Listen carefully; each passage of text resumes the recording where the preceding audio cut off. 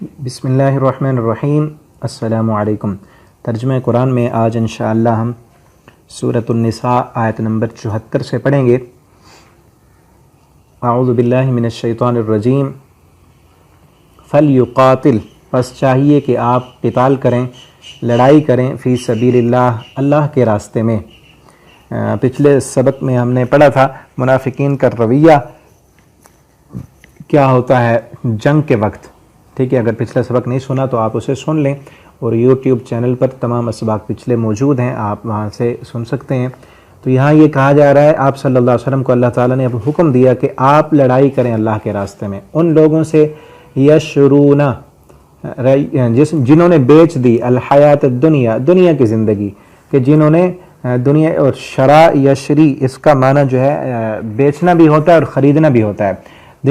اگر اس کا معنی کریں بیچنا تو پھر انہوں نے آخرت کی زندگی بیچی دنیا کے بدلے میں، اور اگر اس کا معنی کریں خریدنا تو پھر کریں گے کہ خرید لی انہوں نے دنیا کی زندگی اور آخرت کی زندگی جو ہے انہوں نے بیچ دی۔ بالآخرہ، آخرت کے بدلے میں، آخرت کے بدلے انہوں نے دنیا کو ترجیح دی۔ ان کو پتہ چل گیا کہ قرآن سچ ہے، محمد الرسول اللہ صلی اللہ علیہ وسلم کا فرمان سچ ہے، اور دین اسلام پر عمل کرنے سے ہی نجات ہے، لیکن وہ دین اسلام پر کیوں نہیں عمل کرتے؟ کیونکہ ان کی دنیا کے مفادات جو ہیں وہ ختم ہوتے ہیں، ان کی سرداریاں، ان کی چودراہٹیں اور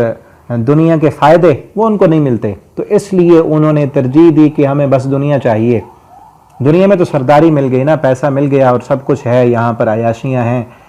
تو انہوں نے ترجیح دی دنیا کو، اور اس سے مراد سارے منافق اور کافر ہیں۔ آپ صلی اللہ علیہ وسلم کو اللہ نے حکم، اور یہ مدینہ میں جانے کے بعد کا یہ حکم ہے کہ اس وقت اللہ رب العالمین نے، جب کافر پہلے مکہ میں مسلمانوں پر ظلم کرتے تھے، اس وقت اجازت نہیں تھی، مزید آگے وضاحت آ رہی ہے تو میں آپ کو وہاں پہ بتاؤں گا، ان سے آپ قتال کریں، لڑائی کریں۔ ومن، اور جو بندہ بھی یقاتل، قتال کرے گا، فی سبیل اللہ، اللہ کے راستے میں، فیقتل، پس وہ مارا جائے، وہ قتل کیا جائے اللہ کے راستے میں، او یغلب، یا وہ غالب آ جائے، یعنی کافر کو قتل کر دے، جیت جائے، فسوف، پس ان قریب، نؤتی، ہم دیں گے اس کو، اجرا عظیما، بہت بڑا اجر۔ اللہ کے راستے میں جہاد کرنا بہت بڑا اجر والا اور فضیلت والا عمل ہے، کہ ایک بندہ اپنی جان کو ہی اللہ کی خاطر، اللہ کی توحید کی خاطر، اسلام کے غلبے کی خاطر اپنی جان جو ہے وہ اللہ کے لیے قربان کر دے، تو اللہ رب العالمین اس کو خون کا قطرہ اس شہید کا زمین پر بعد میں گرتا ہے، اللہ اس کے سارے گناہ معاف کر دیتے ہیں، اور فوراً اسے جنت میں داخل کر دیا جاتا ہے۔ وَمَا لَكُمْ، اور آگے دیکھیں، فرمایا وَمَا لَكُمْ، اور کیا ہو گیا ہے تم کو، لا تقاتلون، نہیں تم قتال کرتے، فی سبیل اللہ، اللہ کے راستے میں، ہو کیا گیا تمہیں، تم اللہ کے راستے میں کیوں نہیں لڑتے؟ والمستضعفین، اور مستضعف لوگ، کمزور لوگ، من الرجال، مردوں میں سے، والنساء، اور عورتوں میں سے، والولدان، اور بچے، الذین، وہ جو، یقولون، وہ کہتے ہیں، ربنا، اے ہمارے رب، اخرجنا، تو نکال ہمیں، من هذه القریہ، اس بستی سے، الظالم اہلها، کہ جس بستی کے رہنے والے ظالم ہیں۔ اور یہ آیت جو ہے نزول کے اعتبار سے تو مکہ سے ہجرت کر کے بعد جب مسلمان مدینہ میں آ گئے تھے، اور کچھ مکہ میں جو کمزور مسلمان، بوڑھے اور بچے وہاں پر باقی رہ گئے تھے، تو مکہ والے کافر ان مسلمانوں پر ظلم کرتے تھے۔ وہ بیچارے، کسی کے پاس سواری نہیں کہ وہ جا سکے مدینہ میں ہجرت کر کے مسلمانوں کے پاس پہنچ جائے، کوئی بچہ ہے وہ راستہ نہیں جانتا، کوئی عورتیں ہیں، اب یہ مکہ والے ان پر ظلم کرتے، ان کو ستاتے، تو اللہ رب العالمین نے یہ آیت نازل کی کہ وہ لوگ مسلمان، کمزور مائیں، وہ بوڑھے مرد، وہ بچے، وہ پکار رہے ہیں، وہ اللہ کو بلاتے ہیں، اللہ اس بستی سے ہمیں نکال، کہ یہ جس کے رہنے والے ہم پر ظلم کرتے ہیں۔ تو نزول کے اعتبار سے تو وہ ہے، لیکن اس کا حکم قیامت تک کے لیے باقی ہے، کہ جن جن علاقوں میں مسلمان کفار کے نرغے میں گھرے ہوئے ہیں اور کافر ان مسلمانوں پر ظلم کرتے ہیں، وہ مظلوم، مقہور، بے بس مسلمان، تو دنیا بھر کے مسلمانوں پر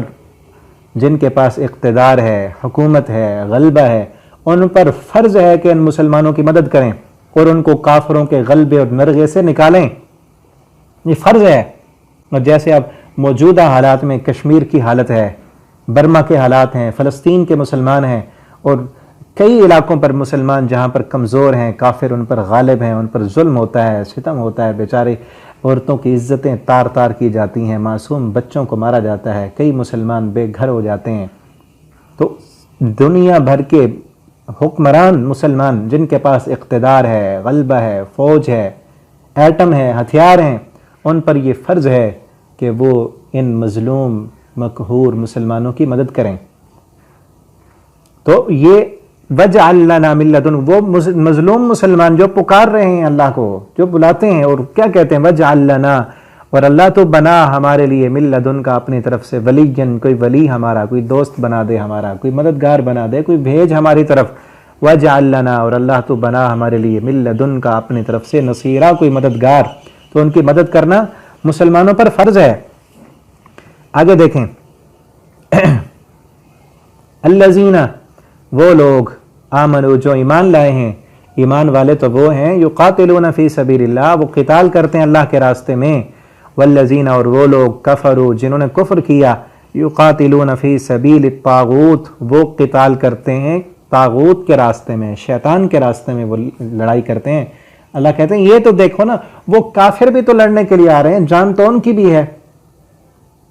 تم اگر لڑنے کے لیے جاؤ گے تو میں نے تم سے کتنے جنت کے وعدے کیے ہیں، کتنے رحمتوں کے وعدے کیے ہیں، ان کے لیے تو ہے ہی نہیں کچھ،